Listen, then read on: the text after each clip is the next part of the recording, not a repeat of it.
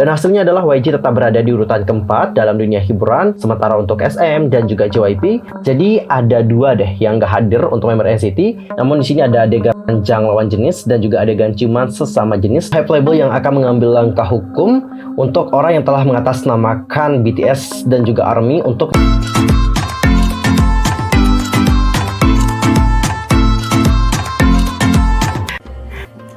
Annyeonghaseyo dulu, user Kim Imida, welcome back to my YouTube channel. Nah, gimana sih kabarnya hari ini? Baik-baik aja dong ya. Dan kalian semua yang lagi dalam kondisi nggak baik-baik aja, keep fighting guys, don't give up. Well, untuk hari ini kita akan membahas mengenai topik-topik yang lagi hangat banget diperbincangkan oleh para K-popers. Apa aja sih topiknya? By the way, tahan dulu sebelum kita bahas bersama-sama tentang hal tersebut. Pastikan dulu untuk tekan tombol subscribe, bunyi loncengnya, serta jangan lupa juga buat like, comment, dan share kepada teman-teman yang lain.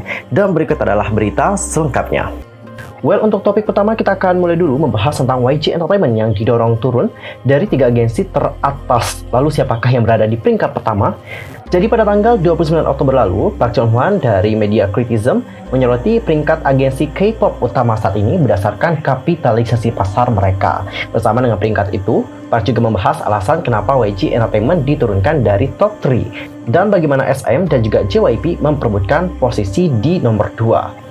Seperti yang telah diketahui oleh para K-popers dalam hal warisan dan juga kontribusi, tentu Big 3 K-pop selalu ada. Nah, untuk Big 3 sendiri, itu ada SM, YG, dan juga JYP.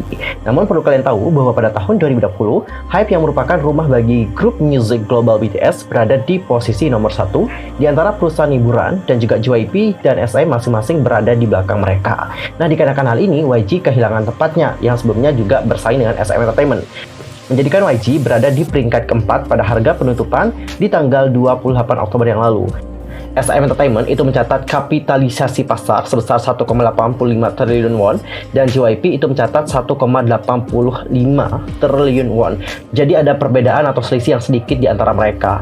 Dan oleh karena inilah SM dan juga JYP itu telah bertukar posisi di nomor 2 sejak tahun 2018 yang lalu. Di sisi lain, YG Entertainment mencatatkan 1,25 triliun won, menunjukkan perbedaan kapitalisasi pasar senilai 600 miliar won dibandingkan SM dan juga JYP. YG yang pernah menikmati kehormatan tempat pertama dalam hiburan ketika Big Bang menikmati popularitas yang meledak-ledak, menyerahkan tempat kedua dalam industri hiburan kepada JYP yang berada di urutan ketiga pada tahun 2018. Selama 5 bulan terakhir sejak Mei 2021 yang lalu, YG belum dapat juga nih merebut kembali peringkatnya di 3 besar tim hiburan, yaitu HYBE, JYP, dan SM. Park juga lebih lanjut menjelaskan bahwa YG Entertainment adalah agensi yang telah mencari berbagai keuntungan dari penjualan melalui konser. Jika konser offline tidak mungkin dilakukan sejak tahun lalu, mereka harus mempromosikan perilisan album artis mereka dengan lancar untuk menciptakan struktur keuntungan selain konser. Namun, Blackpink hanya memiliki 4 rilis yang menargetkan Jepang, mulai dari Blackpink 2021 The Show Live, dan juga How You Like That, Jepang Persi, serta album solo Lisa untuk tahun ini. Sebaliknya, Next Episode milik Akmu adalah satu-satunya album yang dirilis tahun ini.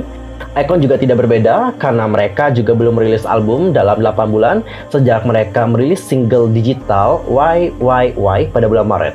Winner bahkan belum merilis album baru selama 1,5 tahun sejak terakhir kali mereka merilis Remember di tahun lalu.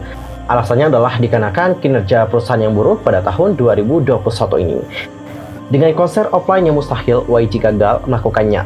Sementara untuk SM dan juga JYP sedang mencari comeback aktif dari penyanyi mereka. Dan hasilnya adalah YG tetap berada di urutan keempat dalam dunia hiburan seperti FNC di masa lampau. Sementara untuk SM dan juga JYP bersaing untuk memperebutkan tempat kedua. Dan menurut grafik di gaun, NCT Dream, EXO, dan juga Baekhyun itu berada di 10 besar dalam peringkat penjualan album. Solois Baekhyun bahkan telah menjual lebih dari 1 juta kopi album. NCT Dream juga masuk dalam peringkat 2 album dengan penjualan gabungan lebih dari 2,9 juta kopi. Kalian juga dapat melihat bagaimana NCT Dream memainkan peran besar dalam performa kuat untuk SM Entertainment. Twice JYP juga termasuk dalam 10 peringkat penjualan album teratas di paruh pertama tahun ini berdasarkan gaun digital chart. JYP juga diharapkan bersinar dalam penampilan konser Jepang yang nantinya akan dihadiri oleh Twice dan juga Niziu.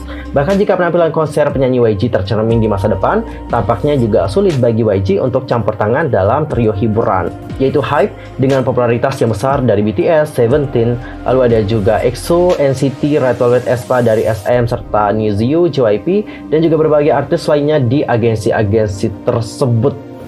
Dan tolong dipahami sekali lagi ini tuh bukan pendapat aku secara pribadi, tapi ini tuh adalah hasil analisis dari Park John Hwan yang berasal dari Media Criticism, dan dia itu menyoroti hal tersebut berdasarkan data-data yang ada ya guys.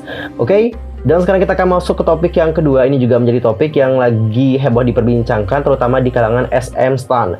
Jadi para SM Stan itu mempertanyakan kenapa EXO, SNSD sampai beberapa member dari NCT yang lain itu tidak hadir di SM Town Wonderland 2021.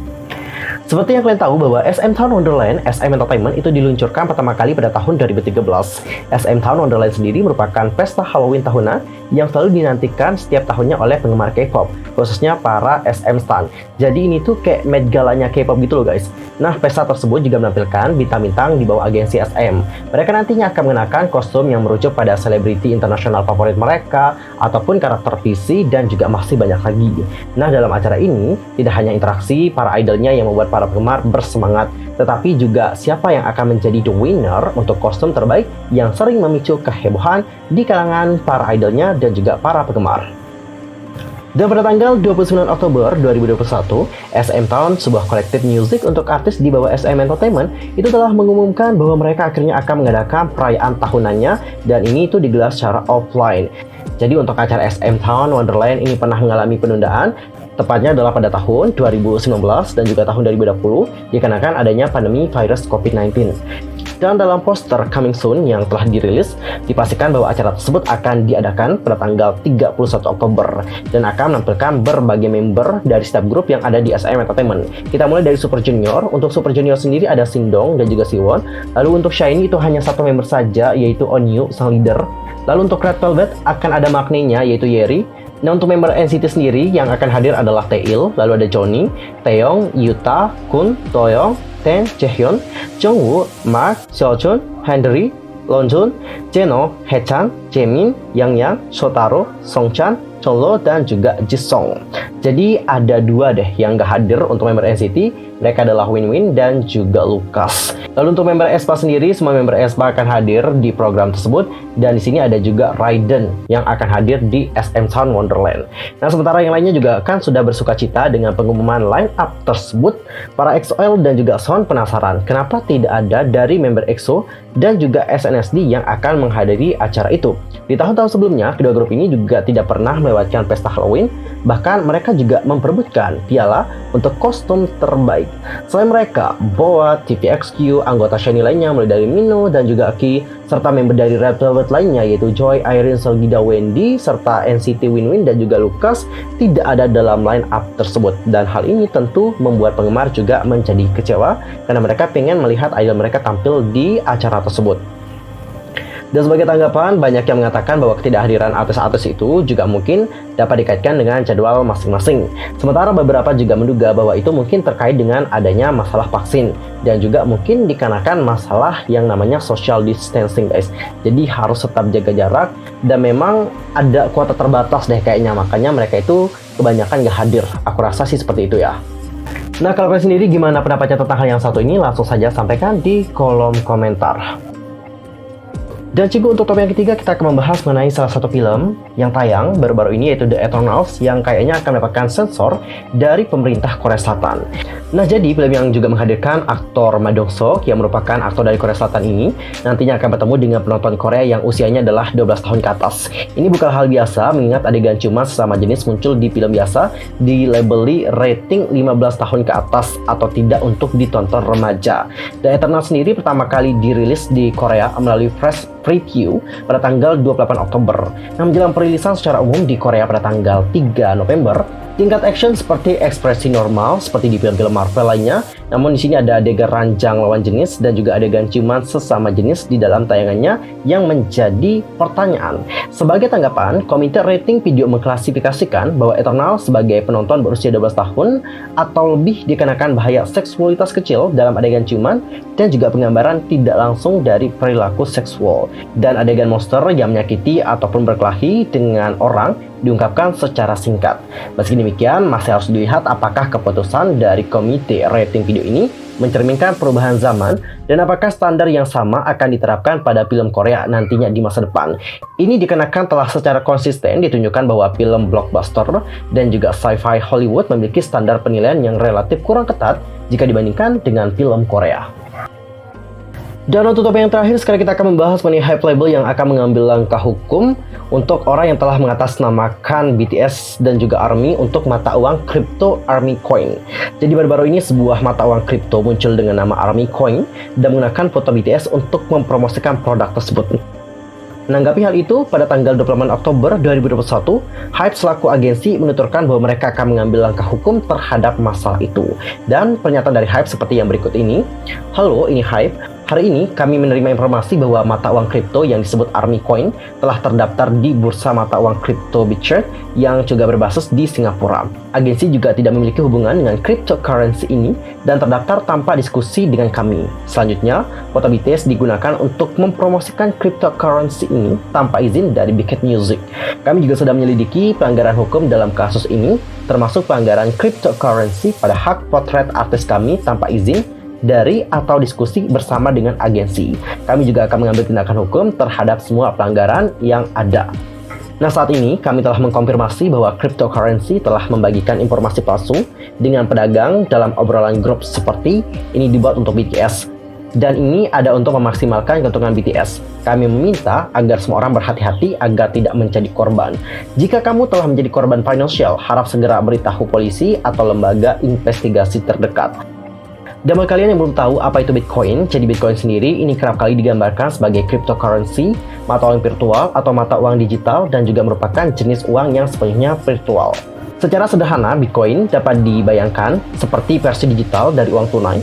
Pemilik Bitcoin juga dapat menggunakan mata uang digital itu sebagai alat pembayaran untuk membeli produk ataupun membayar jasa. Nah, penemu Bitcoin sendiri adalah Satoshi Nakamoto yang diketahui meluncurkan mata uang digital tersebut pertama kali ke internet pada tahun 2009. Akan tetapi, identitas asli dari Nakamoto masih belum dapat dipastikan karena nama tersebut ternyata merupakan nama alias. Ada beberapa orang yang mengklaim sebagai pemilik nama samaran itu. Dan sejauh ini sudah ada beberapa layanan yang telah menerima Bitcoin sebagai alat pembayaran, salah satunya adalah PayPal. Nah, Bitcoin juga bahkan bisa digunakan untuk membeli mobil buatan Tesla Inch loh guys. Bitcoin juga menjadi berharga karena orang-orang bersedia menukarnya dengan barang ataupun jasa nyata, dan bahkan rela juga loh menukarnya dengan uang tunai.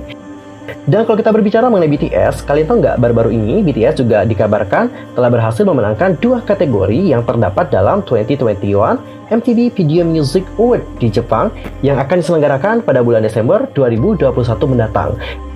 BTS memenangkan Best Group Video Internasional dengan musik video Buffer yang disutradari oleh Young Sok Choi. Sementara itu, untuk kategori Best Collaboration Video Internasional, MV kolaborasi Coldplay dan BTS yang bertajuk My Universe juga berhasil menjadi juara, yang mana MV ini disutradari oleh Dave Meyers. Sekali lagi, congratulations atas BTS yang telah memenangkan penghargaan tersebut. Congratulations. Oke, sekian aja untuk hari ini. Aku mohon maaf sekali lagi kalau ada kesalahan baik dalam ucapan, sikap, tindakan, dan sebagainya. I'm so sorry banget, dan mungkin ada kesalahan informasi. Jangan suka-suka untuk koreksi aku dengan cara komen di bawah. See you next time di video berikutnya. Thanks for watching. Annyeong. Kamsahamnida. Goodbye.